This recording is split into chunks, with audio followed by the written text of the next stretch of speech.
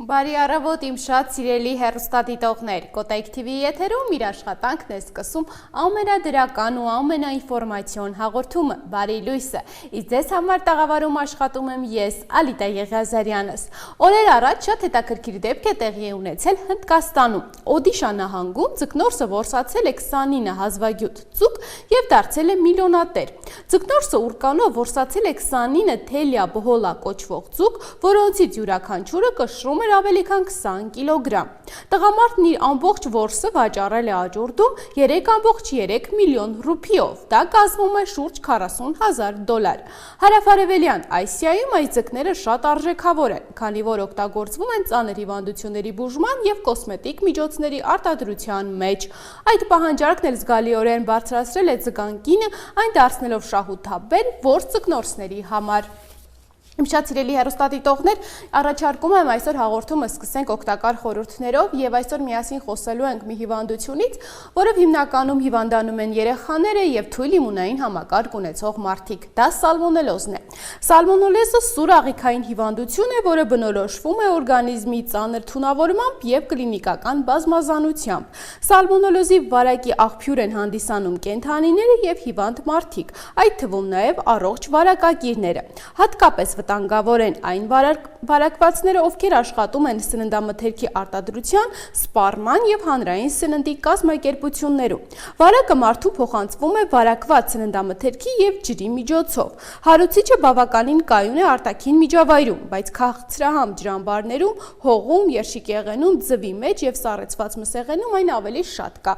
Վարակը կարող է փոխանցվել նաեւ խոհանոցային սպասքի, դռան բռնակի եւ այլ պարագաների միջոցով։ Հիվանդության թաքնված շրջանը 2-ից 6 օր է, իսկ սննդային վարակման դեպքում կարող է տևել մի քանի ժամ։ Սալմոնելոզի հիմնական ախտանիշներն են ջերմության կտրուկ բարձրացում, սարսուռ, թուլություն, բութ ցավեր մկաններում, ախորժակի անկում, անքնություն եւ սրտխառնոց։ Բնորոշ է մի քանի օր տևող սրտխառնոցը, փսխումը կարող է սկսվել նաեւ վարակի ձեռքբերման առաջին իսկ ժամերից, նաեւ լուծ, վերջիններս կարող է պարունակել նաեւ արյան հետքեր։ Որպես կանոն ավելի հաճախ հիվանդանում են երեխաներ, ինչպես նաև թույլ իմունային համակարգ ունեցող մարդիկ։ Խորհուրդ է տրվում օգտագործել միայն ստուգված սննդամթերք, չօգտագործել կասկածելի տեղերում վաճառվող մթերքներ, հատկապես միս, կատնամթերք եւ ձու։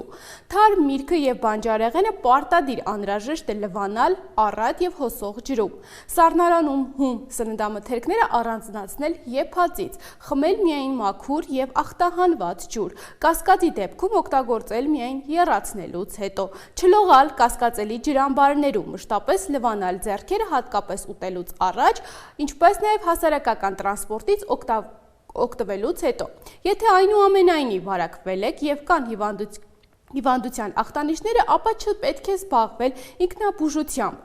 անտեղի չօգտագործել հակաբիոտիկներ, որոնք կարող են հանգեցնել ինչպես հիվանդության քրոնիկական, այնպես էլ դեղակայուն ձևերի զարգացմանը, դիմել համապատասխան բժշկի ու օգնության հետևել բոլոր ցուցումներին։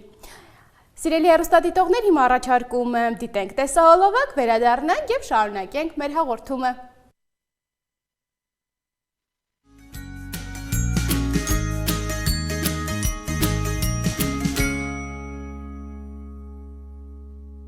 Մենք վերադարձանք սիրելի հեռուստադիտողներ եւ հիմա առաջարկում եմ ծանոթանանք մի շատ հետաքրքիր երկրի հետ։ Եվրոպայի կենտրոնում գեղատեսիլ լեռների պատմական քաղաքների ու հարուստ մշակույթի խաչմերուկում գտնվում է Չեխիան, մի երկիր, որտեղ համադրվում են դարավոր ավանդույթներն ու ժամանակակից աշխարհի զարգացումները։ Այս երկիրը, որը հայտնի է իր միջնադարյան ամրոցներով, գարեջրի մշակույթով ու մշակութային ժառանգությամբ, ոչ միայն ունի փառավոր անցյալ, այլև հաստատուն տեղ է զբաղեցնում այսօրվա աշխարհում, որպես զարգացած, անվտանգ ու կրթության ու առողջապահության առումով բարձր որակ ապահովող պետություն։ Հիմա առաջարկում եմ միասին տեղափոխվենք Չեխիա։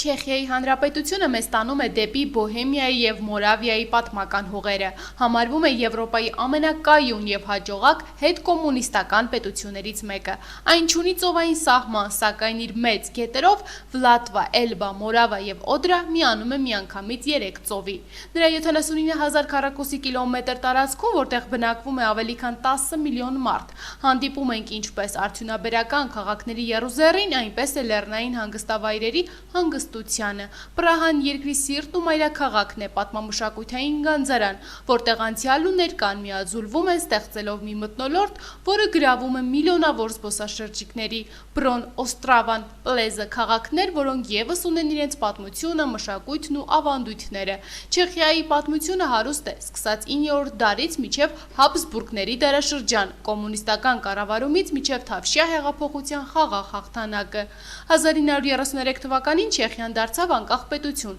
անցնելով ժողովրդավարական զարգացման ուղի, որը նրան բերեց ՆԱՏՕ, Եվրամիություն և միջազգային մեծ կազմակերպությունների շարք։ Այսօր Չեխիայի տնտեսությունը հիմնված է մեքենաշինության, էլեկտրոնիկայի, քիմիական արդյունաբերության վրա։ Երկիրը խուսափել է հետխորհրդային ժամանակաշրջանի հիպերինֆլյացիայից ու արժույթի արժեզրկումից, դառնալով օտարերկրյա ներդրումների կենտրոն։ Օտարերկրյա կապիտալի շնորհիվ արդյունաբերությունն արդիականացվել է, ապահովելով կայուն տնտեսական աճ։ Չեխիայի կլիման ևս նպաստում է և զբոսաշրջությանը և բնակելիությանը։ Ամռանը հաճելի ջերմություն, ձմռանը լեռնադահուկային սպորտի համար հիանալի պայմաններ։ Չեխիան երկիր է, որտեղ պատմությունը չի մոռացվել, ապագան վստահ կառուցվում է, իսկ ներկան լի է հարուստ մշակույթով ու կայուն առաջընթացով։ Այս փոքր բայց հզոր պետությունն իր ազգային ինքնությամբ, ժողովրդավարությամբ և բաց տնտեսական համակարգով դարձել է Եվրոպայի կենտրոն, մի անկյուն, որտեղ արժե լինել, ապրել ու տեսնել։ Այստեղ յուրաքանչյուր անկյուն մի պատմություն ունի, յուրաքանչյուր ճաշատեսակ մի հիշողություն և յուրաքանչյուր քաղաքացի խորը կապվածություն իր հայրենիքի հանդեպ։ Չեխիան այսօր ոչ միայն դասվում է ամենաապահով ու զարգացած երկրների շարքում, այլև շարունակում է լինել յուրօրինակ կամուրջ անցյալի, փառքի և ապագայի հնարավորությունների միջև։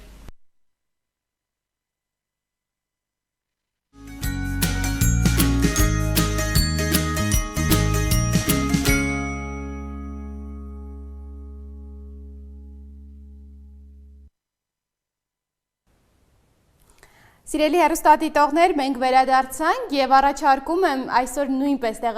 դիտենք տեսահոլովակ այս պահին և կարծում եմ, որ տեսահոլովակը դիտելուց հետո արդեն կկռահեք, թե այսօր ում հետ ենք ունենալու շատ հետաքրքիր զրույց։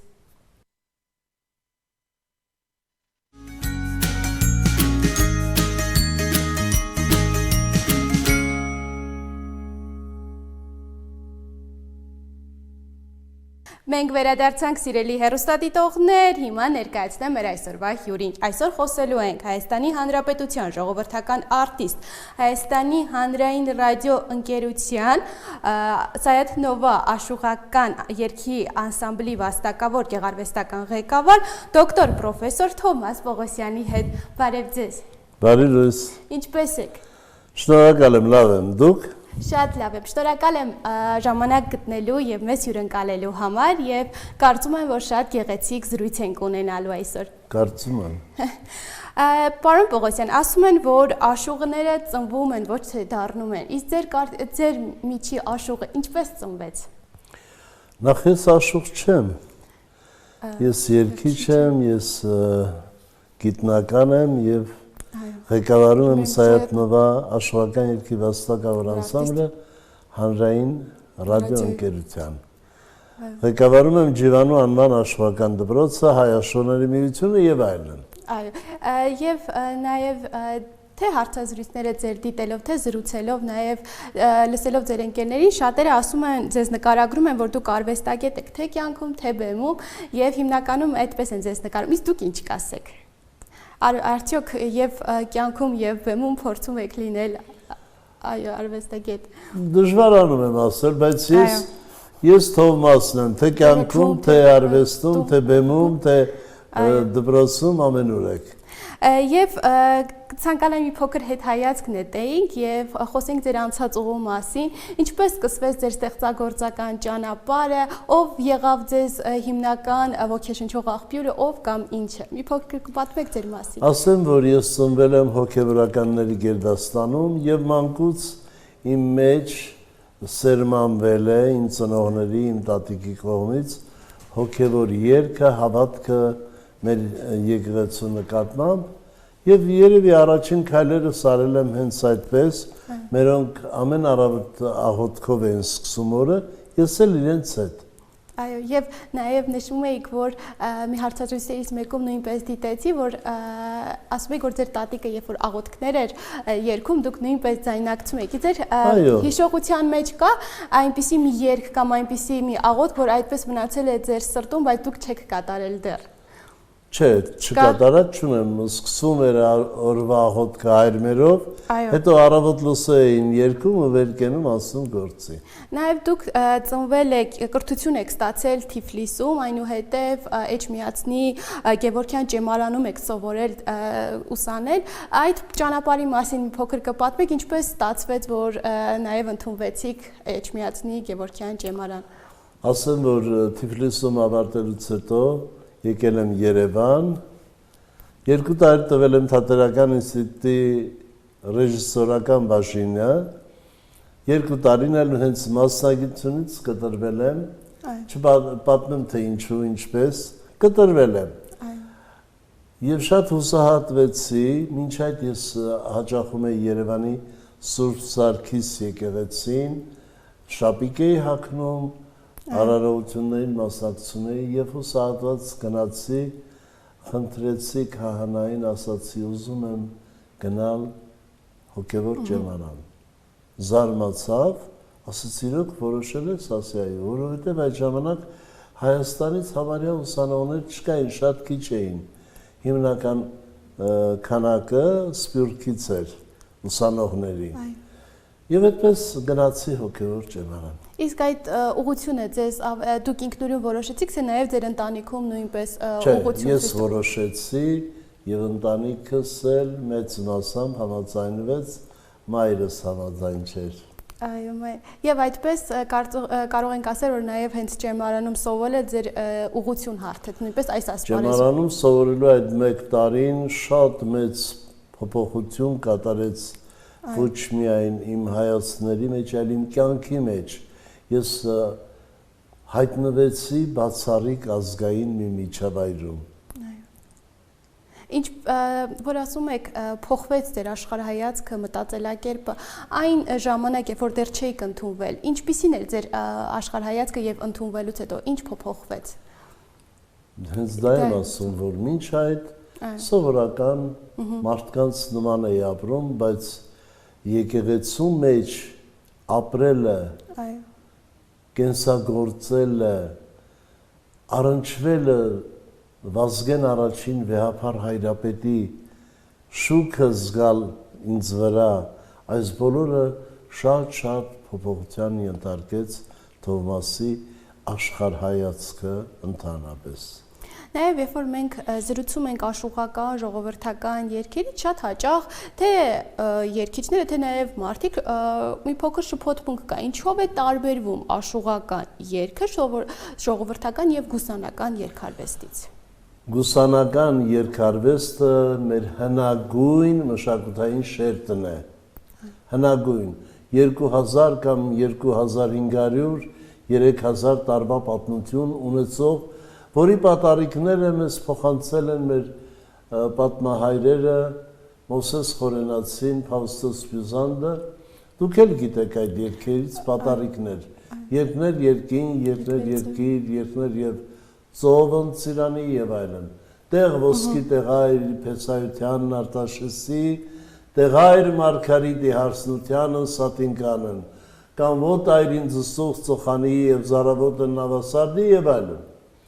Սա մեր գուսանական արվեստն է, որից պատառիկներ են հասել, սակայն մեղեդիական որևէ փաստ մեզ չի հասել։ Իսկ աշխուղական արվեստը որևէ առնչություն չունի գուսանականի հետ,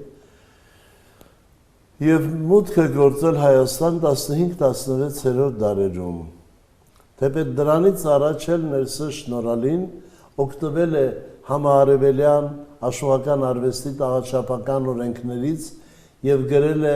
ալիֆլամա ձևով աշխուհական։ Արավոտ լուսո արեգակն արդար առիս լույս սակյա ալիֆլամա այսինքն այվենական։ Ա, այբ, պեն, գիմ, դա բոլոր այս տարերով 36 տուն եւ միայն դա չէ։ Արավոտ լուսոից բացի նաեւ աշխարհ ամենայն տաղը, աշխարհ ամենայն առիս նայեցյալ ախտակից լերուկ եւ այլն։ Բայց ինչու խառնվեց եւ հայ աշուրները կոչվեցին գուսաններ, ինչու 1939 թվականին Մոսկվայում հայտարարվում է հայ մշակույթի տասնօրյակ։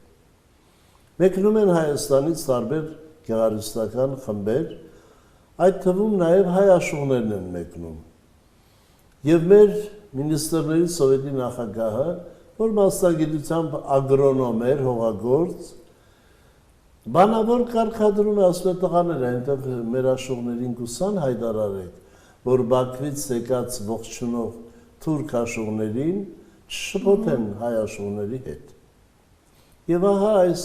թյուրիմացությունը, այս փոքրիկ փաստը առիթ տվեց Ստալինյան այդ բռնապետության տարիներին,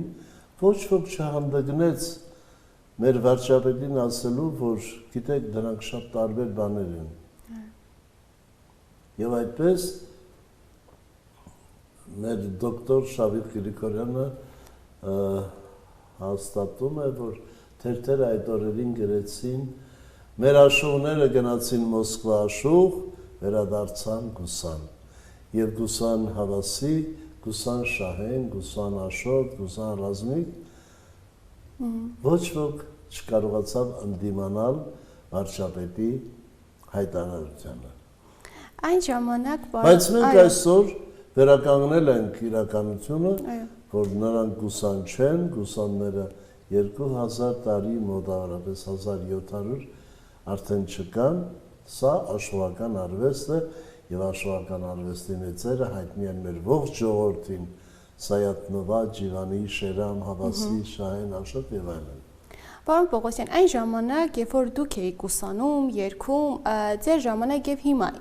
ինչ եք նկատում, ինչ դեր ունի ժողովրդական գուսանական երգարվեստը մեր մշակույթում։ Գուսանական մի ասեք։ Ժողովրդական, այո, երգարվական, ժողովրդական եւ աշխուհական։ Դե ասեմ, սովետական տարիներին պետական հոգացությունը եւ ուշադրությունը ավելի բարձր էր, քան հիմա։ Այն ժամանակ բազմաթիվ կոլեկտիվներ ունեին, եւ ժողովրդական, որոնք նաև կատարում էին աշխուհական երգեր։ Բոլոր մեծ հաստատությունները, գործարանները ունեին ազգագրական ինքնագործ խմբեր։ Այսօր դրանք մեծ մասամբ ավաղ չկան։ Իսկ ձեր կարծիքով ինչ կարող ենք անել, որպեսզի պահպանենք եւ նաեւ հետագա սերունդը նույնպես կարողանա այս արժեքները, ինչ որ մենք թողնում ենք, պահպանել, քանի որ նկատում ենք, որ գնալով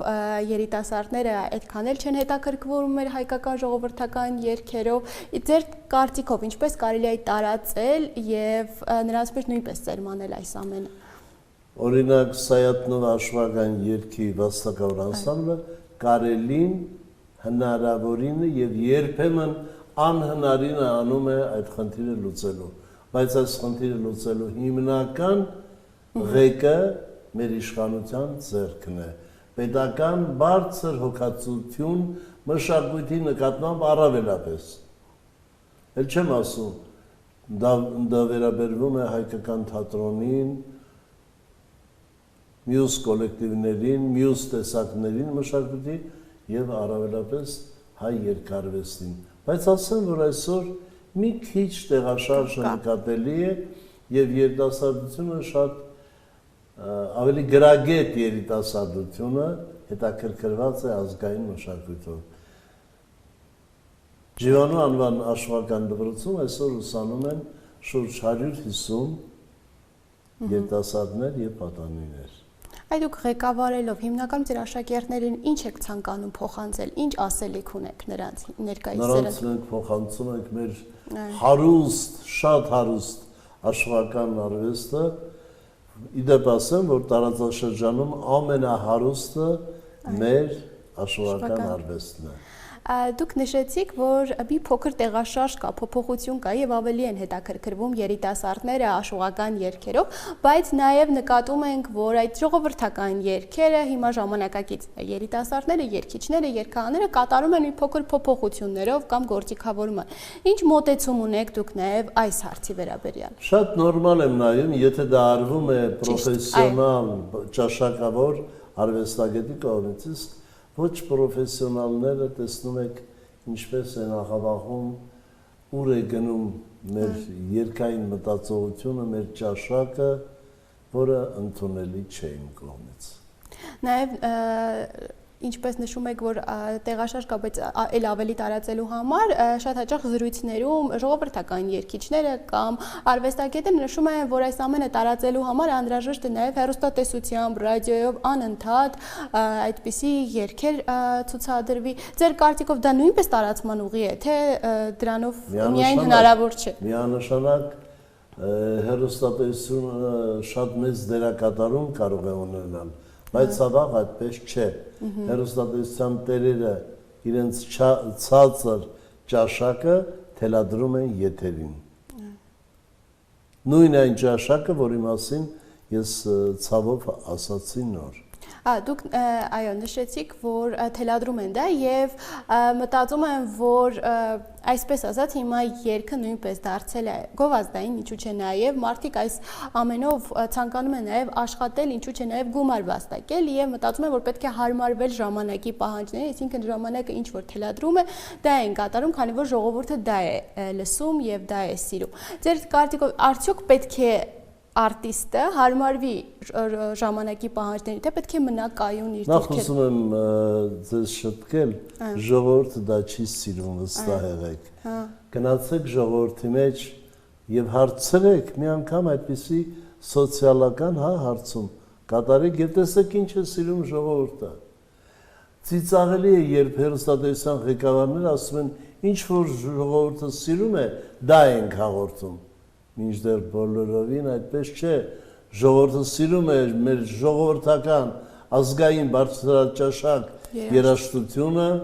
Սայաթնովային, Ջիվանուն մեր մեծերին, բայց եթերով ծիծաղելի տեսականի ընտրվում երգ կոչեցյալ։ Ես դրանք լիարժեք երգել չեմ համարում։ Վերցնում են օտար մեղեդիները, տակը ճիզի-բիզի բառեր են գրում, երգում են ուղղակի ծիծաղելի է։ Մեր նման հարուստ մշակույթ ունեցող ժողովուրդը ինչպես կարող է այդպիսի էժան քայլերի դիմել։ Ձեր կարծիքով ինչու է այդպես, ինչու չեն գնահատում եւ ավելի վերցնում են օտար երաժշտությունը եւ դարձնում են այսպես ասած հայկական։ Ինչն է խնդիրը, որ չեն գնահատում եւ փորձում են այլ մեղեդիներ մտցնել։ Խնդիրը իմ կարծիքով մեր ժողովրդի դաստիարակության մեջ է,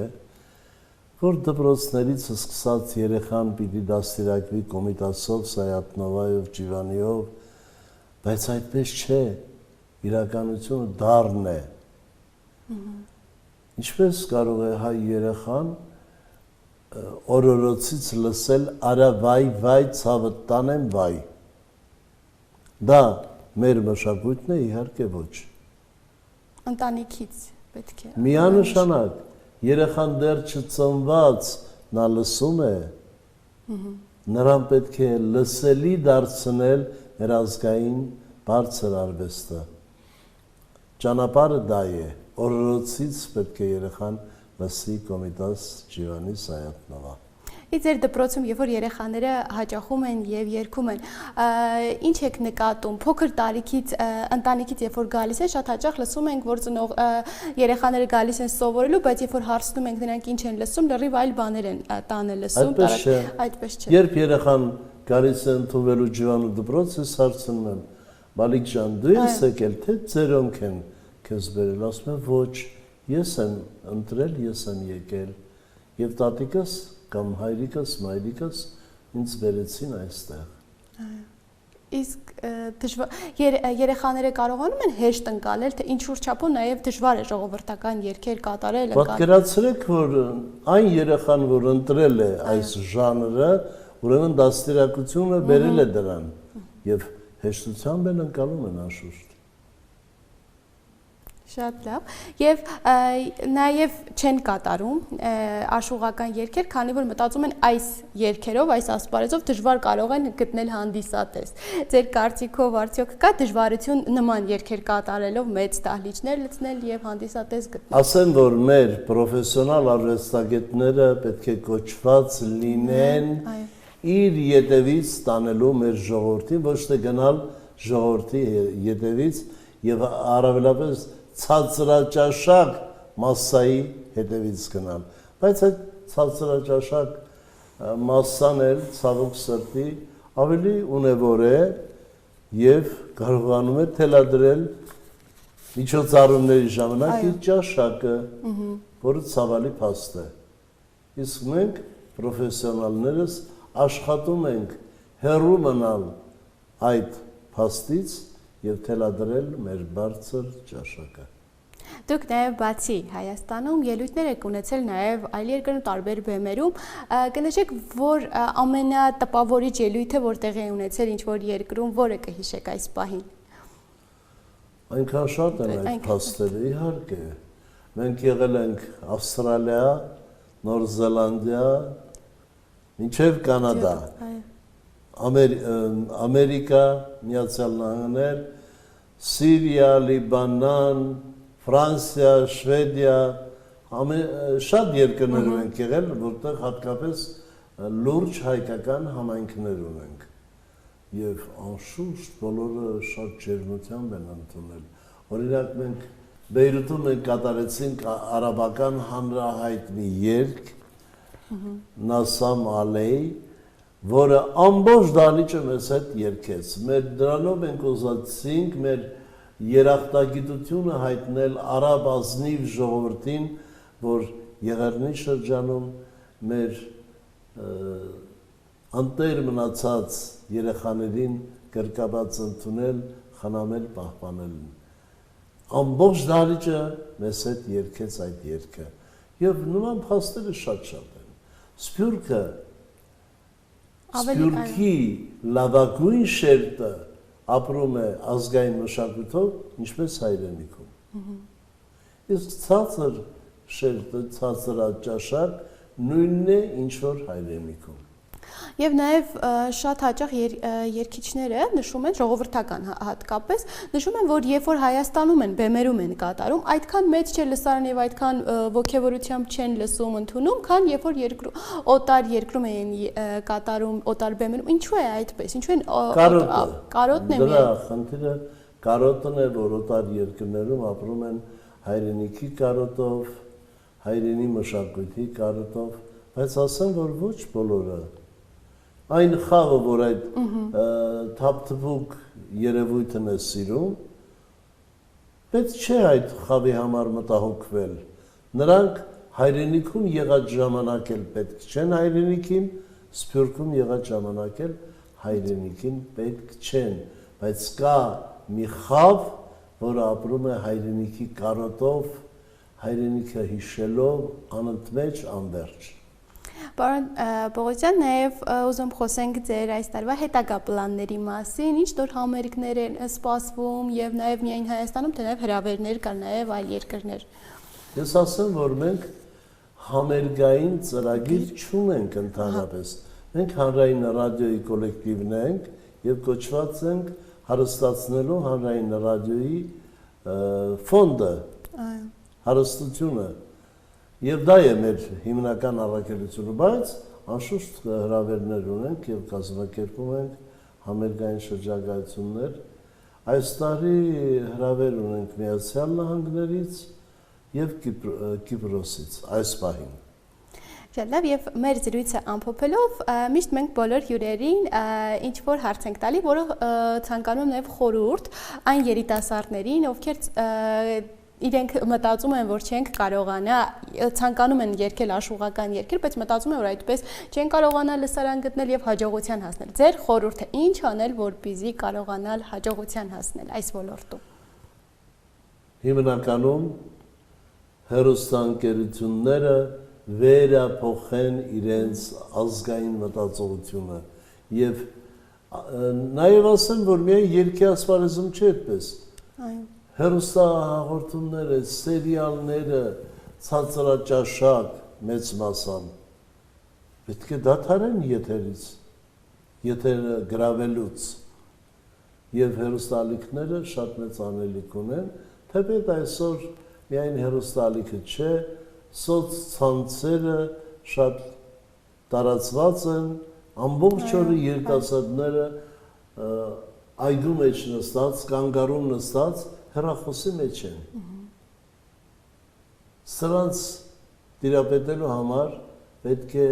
լուրջ պետական հոգացություն երեխայի դաստիարակության մեջ։ Շնորհակալ եմ շատ, պարոն Պողոսյան, հետաքրքիր զրույցի համար եւ մեր հրավերը ընդունելու համար։ Շնորհակալ եմ։ Ես էլ։